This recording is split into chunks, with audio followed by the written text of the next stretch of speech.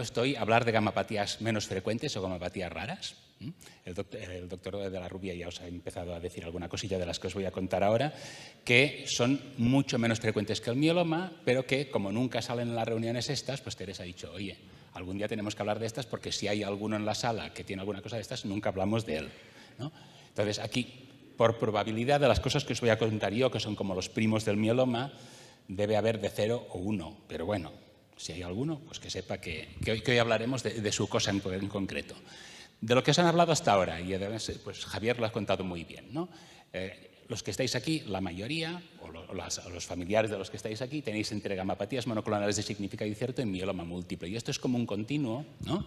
Que pues, hay menos células neoplásicas en la gamapatía monoclonal que en el mieloma, hay menos componente monoclonal, ¿no? Veis que nos interesa mucho saber cuántos van a pasar de aquí a allí y de ese estadio al siguiente, ¿no? Y que no es tan fácil adivinarlo, ¿no? Pero más o menos la mayor parte de las gamapatías o se quedan aquí en gamapatía monoclonal de significado incierto. Los mielomas quiescentes, muchos ya progresan a mieloma, pero algunos no, una tercera parte no lo van a hacer nunca, y luego está el mieloma, que es la enfermedad que hay que tratar. Y a pesar de que tenemos muchos factores pronósticos, pues realmente lo que define la diferencia entre los dos primeros y el siguiente es básicamente una palabra, que es la convivencia, ¿no? Aquí, pues las células estas neoplásicas conviven con la médula ósea y es una cosa que no estamos acostumbrados a ir en cáncer, pero que es verdad. Las células neoplásicas pueden convivir en una médula ósea normal y no hacer daño nunca, ¿no? Pero a veces hay guerra en la escalera, ¿no? Y a veces es difícil de saber con qué vecino te vas a pelear, ¿no? Porque hay un vecino que ya desde el primer día te llevas mal, pues ya sabes que eso va a acabar en mieloma, ¿no? Hay el vecino que te has llevado bien 10 años y dices, con esto nos vamos a llevar bien toda la vida, y resulta que no. Y entonces, cuando no te llevas bien con el vecino, las células plasmáticas no se llevan bien con la médula ósea, pues es cuando aparecen las lesiones óseas, la anemia y la insuficiencia renal. Esto es la mayor parte de los pacientes. Yo os voy a hablar de 3 situaciones un poco más raras, un poco más infrecuentes, y que hay 2 que tienen alguna relación entre ellas y otra que no. La primera que voy a hablar, la leucemia de células plasmáticas, que ya ha salido un poquito antes con lo que ha explicado el doctor San Miguel. ¿Qué es la leucemia de células plasmáticas? Básicamente, os lo han contado antes, yo creo que muy bien, ¿no? Las células plasmáticas pueden circular por la sangre, pero es raro que haya muchas células plasmáticas circulando por la sangre. Las células plasmáticas viven muy bien en la médula ósea, es como las hormigas en su hormiguero, allí están todas juntas, organizadas, muy bien protegidas, pero es raro que una hormiga que vaya circulando por fuera de su hormiguero o no se la coma un pájaro o no la pise un excursionista, ¿no? Entonces, cuando hay muchas células plasmáticas circulando por la sangre, quiere decir que esas células plasmáticas son especialmente fuertes y especialmente agresivas, si no, no estarían por allí. Y eso define un tipo de mieloma especial porque es mucho más agresivo, mucho más rápido y tiene mucha más repercusión clínica, ¿no?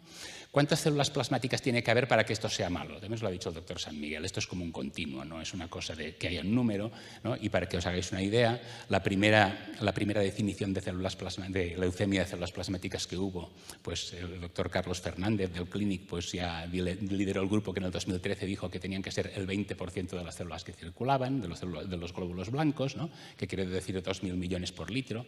Eso quiere decir más o menos como los neutrófilos que tenéis los que estáis tomando lenalidomida, O sea, que tenía que haber bastantes circulando para que dijéramos esto es una leucemia de células plasmáticas, ¿no? Pero ya, pues 8 años más tarde se lo pensaron un poco más y dijeron, bueno, no, es que entre 5 y 20% ya son muchas y esto ya tiene muy mal pronóstico y ya es un mieloma más agresivo de lo normal, ¿no? Y luego, pues como el 2021 dijeron estos, luego salieron los envidiosos que dijeron, no, por encima de un 2% ya es mucho. Bueno, un poco lo que os ha contado el doctor San Miguel. Como más células plasmáticas hay circulantes, más signos te está dando ese mieloma de que va a ser un mieloma agresivo y que por lo tanto hay que tratarlo con agresividad, ¿no? Y ya está. Y eso es la diferencia entre la leucemia de células plasmáticas y el mieloma, que lo vamos a tener que tratar con mucha agresividad porque sabemos que es un mieloma un poco más agresivo de lo corriente o bastante más agresivo de lo corriente. Las otras 2 son 2 cosas que no tienen nada que ver con la leucemia de células plasmáticas y poquito que ver con el mieloma. Aquí estamos hablando de gente que tiene una gamapatía monoclonal de significado incierto y donde el problema no va a ser el tumor, o sea, no van a ser las células plasmáticas. Las células plasmáticas van a estar allí fabricando su proteína, pero como sabéis, pues las células plasmáticas fabrican una inmunoglobulina, que es un anticuerpo, el componente M o la inmunoglobulina monoclonal, o llamarla como queráis. Y a veces esta proteína tiene propiedades particulares que hacen que sea la causa de la enfermedad. O sea, que la causa de la enfermedad no son las células plasmáticas, porque no estas pueden evolucionar en mieloma, pero lo habitual es que no lo hagan, sino que la proteína esta está dañando en algún sitio. Y la forma más frecuente como esto lo hace es lo que llamamos amiloidosis primaria, que igual con amiloidosis, igual que sé que hay algún paciente aquí. Se puede tener amiloidosis y mieloma a la vez también, pero vamos a hablar de los pacientes que tienen solo amiloidosis. La amiloidosis lo que pasa es que la proteína que fabrica este mieloma o esta gamapatía monoclonal tiene unas propiedades físicas que hacen que se agreguen entre ellas y se plieguen como si fueran sábanas.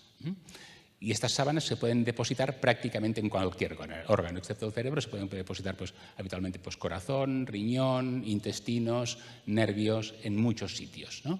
Y, por lo tanto, van dañando el órgano donde se depositan. Y muchas veces cuando explico la amiloidosis a algún paciente, le digo, esto es como el anuncio del Calgón, que veis al señor aquel que llega allí a arreglar la lavadora y saca el bombo y está todo lleno de calcio por encima, entonces por eso no rueda la lavadora y por qué no le ha puesto usted Calgón.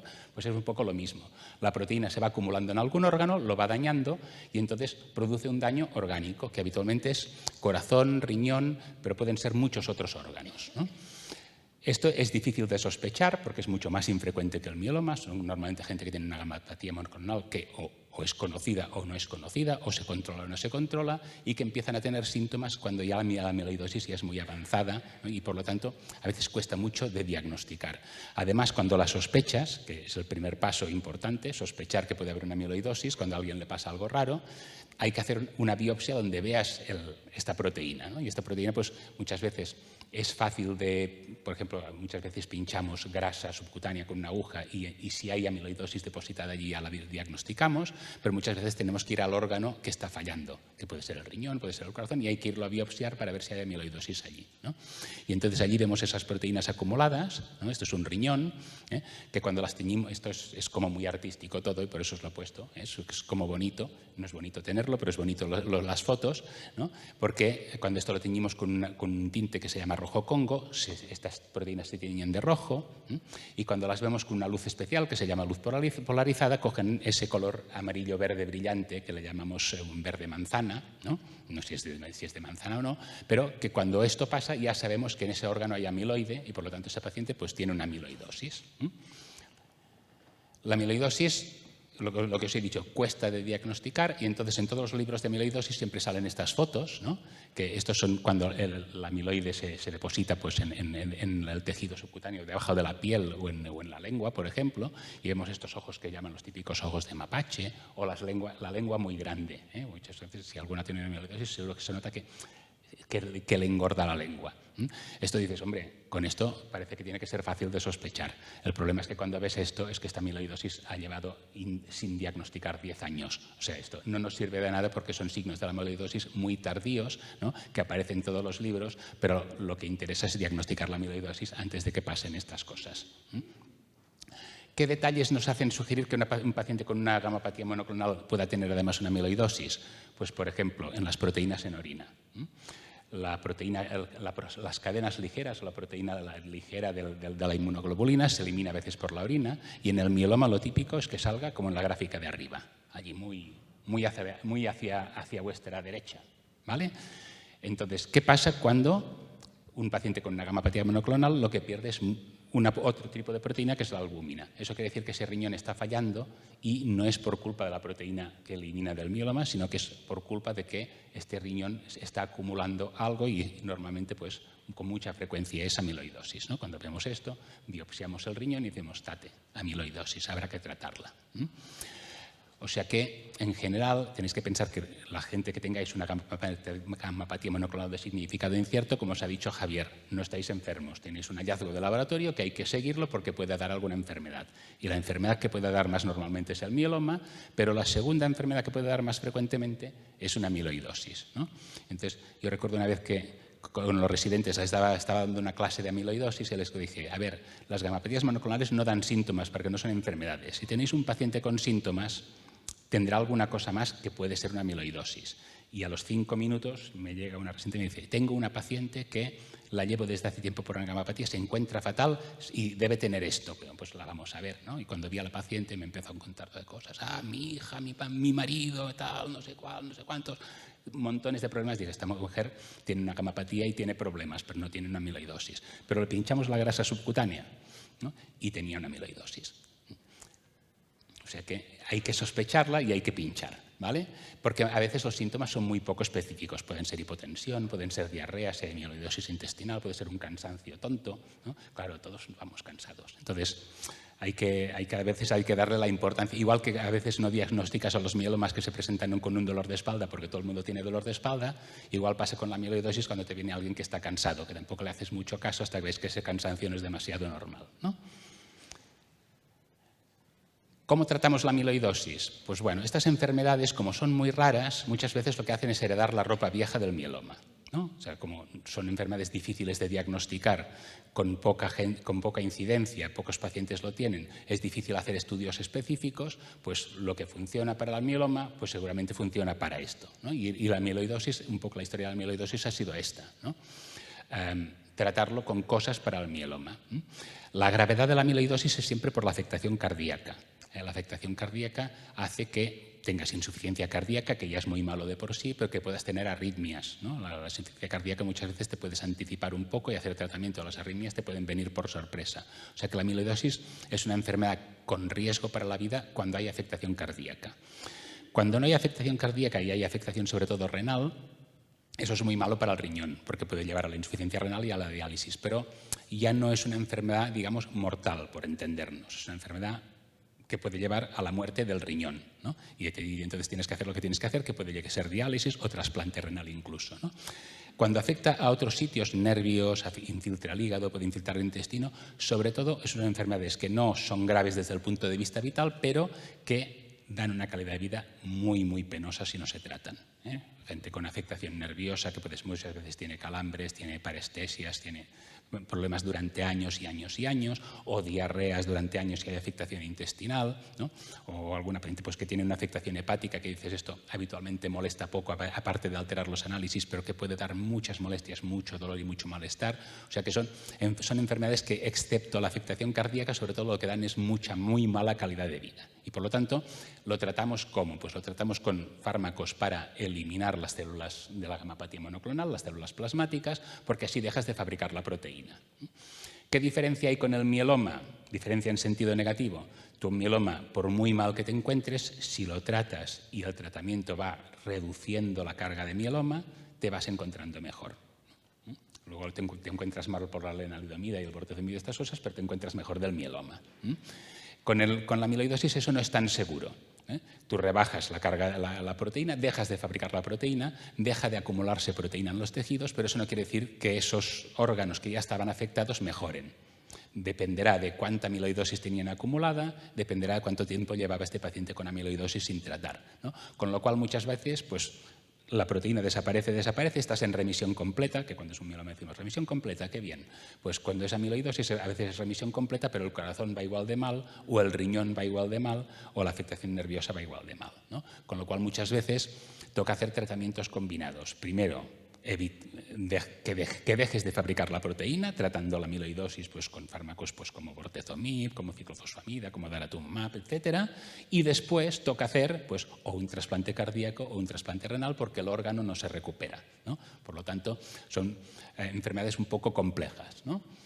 ¿Qué es lo que tenemos nuevo aquí? Y que por fin tenemos, y en ensayos, y con muchas ganas de que funcionen, ya lo veremos, fármacos que son específicos para la amiloidosis porque eliminan la proteína amiloide. Y entonces esto es perfecto, ¿no? Porque por un lado tú haces un tratamiento tipo mieloma para que ya no fabriques más proteína de la que se acumula, pero además tienes unos fármacos, unos anticuerpos que se pegan a la proteína que ya está en el órgano, en el corazón, en el riñón, donde sea, luego pasan por allí los macrófagos que son un poco como el basurero el basurero del organismo y se lo come todo esto y vas eliminando la proteína. Esto es, por decirlo así, el tratamiento perfecto, pero es un tratamiento que está todavía en fase experimental, ¿no? Como combinamos estos anticuerpos que te eliminen la proteína amiloide, por un lado, y por otro lado que te hagas un tratamiento para que no vuelvas a fabricar proteína amiloide, ¿no? Y la otra, que también Javier también la ha comentado así un poco de pasada, que es la gamapatía monoclonal con afectación renal. Puede ser, llamamos afectación renal porque es la más frecuente, pero puede ser renal, puede ser cutánea, puede ser muchas otras cosas. Bueno, pues la proteína M, la proteína que fabrican las células de la gamapatía monoclonal o del mieloma, en su caso, pues es un anticuerpo, ¿no? Sabéis que los anticuerpos básicamente van dirigidos contra algo a lo que se pegan, ¿no? Entonces, cuando nos vacunamos, por ejemplo, del neumococo o de la gripe, lo que hacemos es fabricar anticuerpos contra el virus de la gripe o contra la bacteria, contra el neumococo, de tal forma que cuando nos infectemos, pues nuestros anticuerpos vayan allí y se cargan este microbio, ¿no? La inmunoglobulina que fabrica el mieloma no sirve para nada normalmente, pero puedes tener la mala suerte de que, aunque no sirva para nada, tenga afinidad por pegarse a alguno de tus tejidos, ¿no? Y esta es la situación de la gamapatía monoclonal de significado renal que ha mencionado antes pues, Javier, ¿no? Aquí tienes la proteína del mieloma, en vez de estarse allí sin hacer nada, que tú la mides allí en suero y en orina y vas sabiendo si va subiendo o va bajando, se dedica a hacer cosas. Y ese hacer cosas es que tiene afinidad por algún órgano, que muchas veces es alguna célula del riñón, y que depende de qué célula del riñón sea, esto puede ser más o menos grave, puede evolucionar más rápido, puede evolucionar más lento, ¿no? Y esto, claro, tiene una cosa que es muy seria, que es que no depende de la cantidad de proteína que uno fabrique, no depende de si uno tiene más cantidad de células plasmáticas o menos. Aunque tenga muy pocas, te puede lesionar el riñón y te puede provocar una insuficiencia renal, ¿no?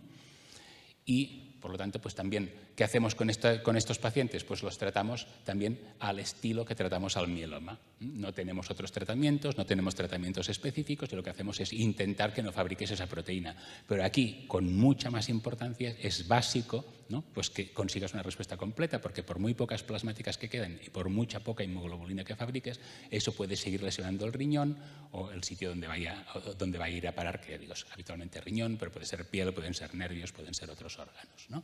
Por lo tanto, he hablado de 3 situaciones un poco raras, diferentes del mieloma, que ya veis que el tratamiento es como el del mieloma, pero que la situación es un poco diferente en cada una. La enfermedad de las plasmáticas es muy, muy diferente. En realidad es un mieloma muy agresivo y, por lo tanto, es tratamiento del mieloma, pero con más agresividad, si puede ser.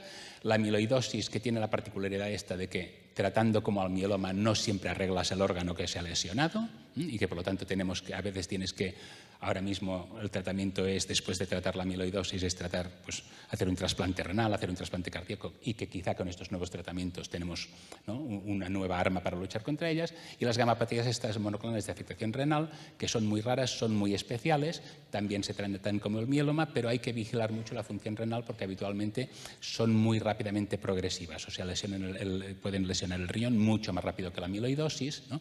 Y muchas veces pues, este riñón no mejora suficientemente con los tratamientos que hacemos, ¿no?